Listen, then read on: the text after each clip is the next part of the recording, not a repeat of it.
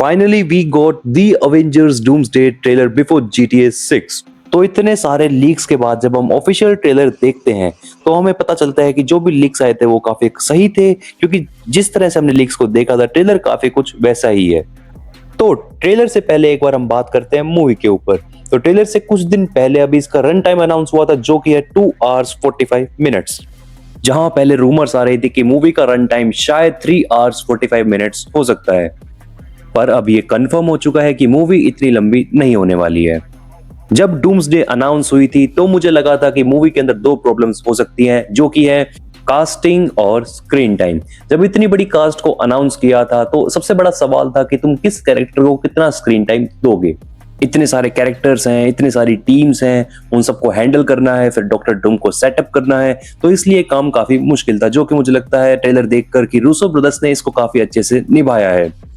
जहां पर काफी सारे फैंस मान रहे हैं कि डूम्सडे और सीक्रेट वॉर्स थोड़ा कॉपी पेस्ट है इन्फिनिटी वॉर और एंड गेम का, पर ट्रेलर देखकर मुझे ऐसा नहीं लग रहा है, क्योंकि इन्फिनिटी वॉर में जहां पर सारे हीरोज अलग अलग हो जाते हैं और अलग अलग लड़ते हैं पर आखिर में सब हार जाते हैं, वहीं पर हम ट्रेलर में देखते हैं कि जब new Avengers, Thor, Fantastic Four, Wakandans, Namor, Talokan army मिलकर लड़ने की बात करते हैं, मिलकर लड़ने की कोशिश कर रहे हैं, टीम बनाने की कोशिश कर रहे हैं।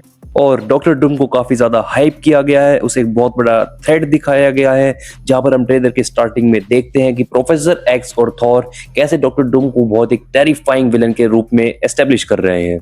तो अगर हम थोड़ा ट्रेलर पे ध्यान दें तो हमें पता चलता है कि प्रोफेसर एक्स पर काफी ज्यादा फोकस किया गया है। तो प्रोफेसर एक्स मुझे लगता है कि काफी सारे हीरोज को जाकर वार्न करते हैं, फैंटास्टिक फोर और बाकी हीरोज को वार्न करते हैं कि डॉक्टर डूम आ रहा है, वो एक बहुत बड़ा थ्रेट है। और एक सवाल ये भी है कि एक्समैन और अवेंजर्स लड़ क्यों रहे हैं। तो इसका एक बहुत बड़ा पॉसिबल रीजन हो सकता है कि एक्समैन और अवेंजर्स सोच रहे हैं कि वो एक दूसरे के लिए थ्रेट हैं और वो एक दूसरे से लड़ना शुरू कर देते हैं। और दूसरी थ्योरी हो सकती है कि डॉक्टर डूम ने किसी साइड को बहला फुसला दिया है और अब वो दोनों आपस में लड़ रहे हैं। और हायर चांसेस है कि मूवी स्टार्ट होगी एक्समैन से, और कैप्टन अमेरिका का जो रोल है वो बहुत ही लिमिटेड होगा, एक एक्सटेंडेड कैमियो हो सकता है। और ट्रेलर में एक सीन ये भी है जहां पर शूरी कुछ वकांडन्स के साथ जाकर नेमोर से कुछ बात करती है, और शायद वहां पर कुछ बात बिगड़ गई है और नेमोर उन पर अटैक कर देता है या फिर अटैक करने वाला होता है। अब यहाँ पर कुछ पॉसिबल थ्योरीज हो सकती हैं। पहली कि हो सकता है कि शूरी और नेमोर के बीच में कोई बातचीत चल रही है, वो एक दूसरे से कोई बार्गेन कर रहे हैं और नेमोर को कोई बात पसंद नहीं आती है। या फिर दूसरी थ्योरी हो सकती है कि शूरी नेमोर से कुछ छुपा रही है और नेमोर को वो चीज़ पता चल जाती है और नेमोर को गुस्सा आ जाता है। और तीसरी थ्योरी हो सकती है कि डूम वकांडा पे वाइब्रेनियम के लिए अटैक कर देता है और शूरी डूम के साथ कोई नेगोशिएशन करती है जो कि नेमोर को पसंद नहीं आती है।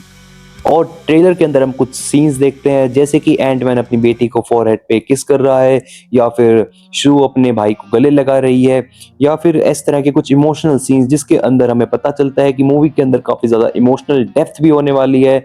हम कैरेक्टर्स के काफी ज्यादा इमोशंस को एक्सप्लोर करने वाले हैं। और हम थंडरबोल्ट के पोस्ट क्रेडिट सीन में देखते हैं कि फैंटास्टिक फोर की जो शिप है वो अर्थ 616 के पास आ चुकी है।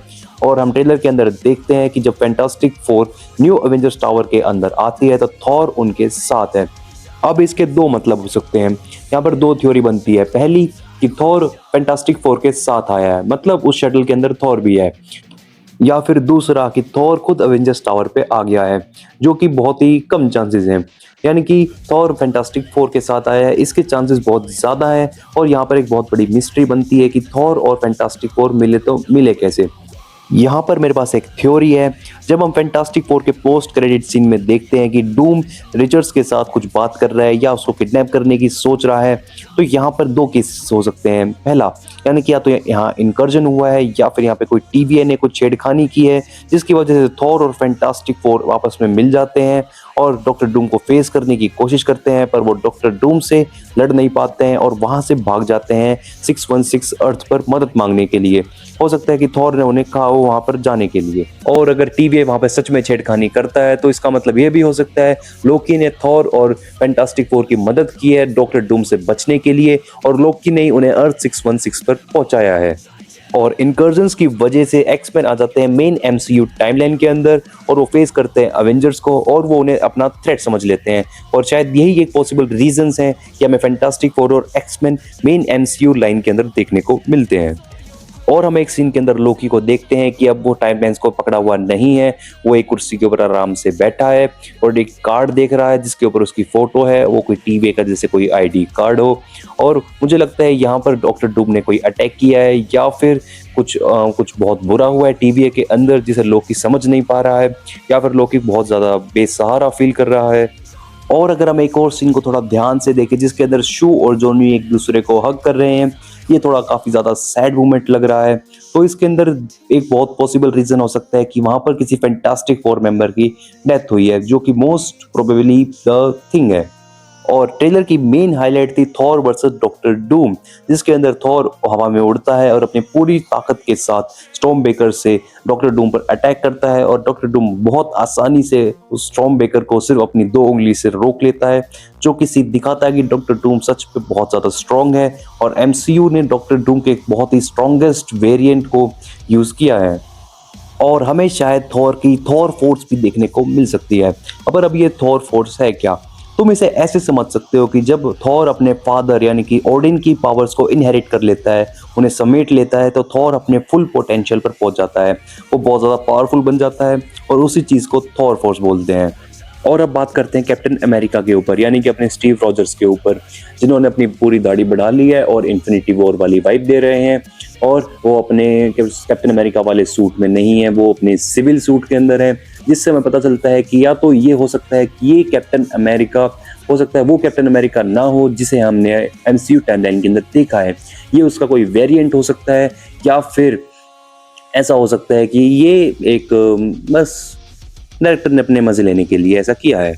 पर अगर आप सबको कोई इंटरेस्टिंग थ्योरीज जाननी है तो आप बाकी यूट्यूबर्स को देख सकते हो, जिन्होंने कम से कम भी 10 इंटरेस्टिंग हिडन फैक्ट्स इस चीज़ के ऊपर बता दिए होंगे। तो दोस्तों ये वीडियो यहाँ खत्म होती है, और अभी तक अगर आप ये वीडियो देख रहे हो तो इसके लिए थैंक यू सो मच।